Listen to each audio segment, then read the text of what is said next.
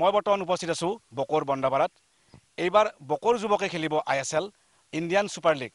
এই সৰ্বভাৰতীয় পৰ্যায়ত যি ফুটবলৰ মহাৰণ, এইবাৰ বকৰ এজন খেলুৱৈ নবীন ৰাভা তেখেতে খেলি এইবাৰ আমাৰ অসম তথা বকলৈ গৌৰৱ কঢ়িয়াই আনিব। গতিকে এই লকডাউনৰ সময়ত সীমিত খেলুৱৈৰ দ্বাৰা তেখেতে হোম গ্ৰাউণ্ডত অনুশীলন আৰম্ভ কৰিছে। আৰু আমি এই ক্ষেত্ৰত তেখেতক আমি পোনে পোনে জানিব বিচাৰিম তেখেতৰ পৰা যে কেনে অনুভৱ তেখেতে এইবাৰ ISL খেলিব। নৰ্থ ইষ্ট ইউনাইটেডৰ হৈ 3 বছৰৰ বাবে চুক্তিবদ্ধ হৈছে। কেনেকুৱা অনুভৱ আপোনাৰ? হয়, ভাল লাগিছে। নিজৰ জেগাত খেলিম, নিজৰ হোম গ্ৰাউণ্ড। যিহেতু মই অসমৰ ল'ৰা, অসমৰ ভূমিত খেলিম, ভাল লাগিব। আচ্ছা, আপোনাৰ এই যাত্ৰাটো কেনেধৰণৰ? আপুনি কামৰূপ FCৰ পৰা আপুনি ইয়াতে আৰম্ভ কৰিছিল ফুটবলৰ আদিবাট, আৰু ইয়াৰ পৰা আপুনি আজি ISL খেলিব। গতিকে নৰ্থ ইষ্ট ইউনাইটেডৰ হৈ 3 বছৰৰ বাবে চুক্তিবদ্ধ হৈছে।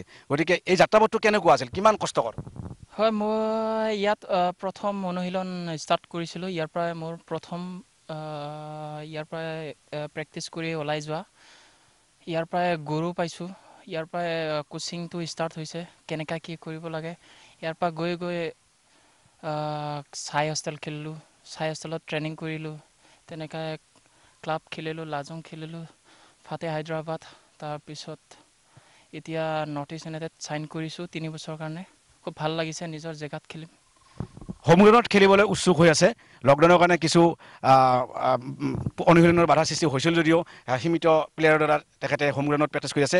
এই ক্ষেত্ৰত আমাৰ কামৰূপ FC য'ত আদিবাট শিকিছিল তেখেতে, তাৰে এজন সতীৰ্থ আছে আমাৰ লগত। তেখেতে ক'ব যে কেনেধৰণৰ অনুভৱ হৈছে আপোনাৰ লগত।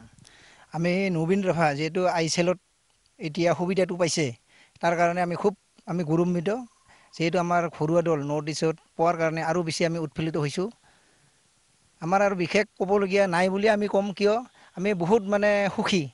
তেখেতে যিটো আমাৰ অঞ্চলৰ এটা সুনাম কঢ়িয়াই আনিবলৈ সক্ষম হৈছে। আৰু এই ক্ষেত্ৰত তেখেতক হোম গ্ৰাউণ্ডত সদায় সহায় কৰি আহিছিল এচাম বন্ধুৱে, সতীৰ্থ খেলুৱৈ। গতিকে আমি সতীৰ্থ খেলুৱৈৰ পৰা মনৰ কথা জানিব বিচাৰিম যে কি ক'ব নবীন ৰাভাই আজি ISL খেলিব নৰ্থ ইষ্ট ইউনাইটেডৰ হৈ, কি ক'ব? কেনেকুৱা লাগিছে? ভাল লাগিছে বহুত। আপোনালোকে পণ লৈছেনে নাই যে আমিও খেলিম বুলি? চেষ্টা কৰি আছোঁ। আমি প্ৰাগ নিউজৰ তৰফৰ পৰা আমি নবীন ৰাভাক শুভেচ্ছা জ্ঞাপন কৰিছোঁ। তেখেতে প্ৰথম খেলখনতে ফাৰ্ষ্ট 11ত অংশগ্ৰহণ কৰি অসম তথা ভাৰতলৈ গৌৰৱ কৰি আনক।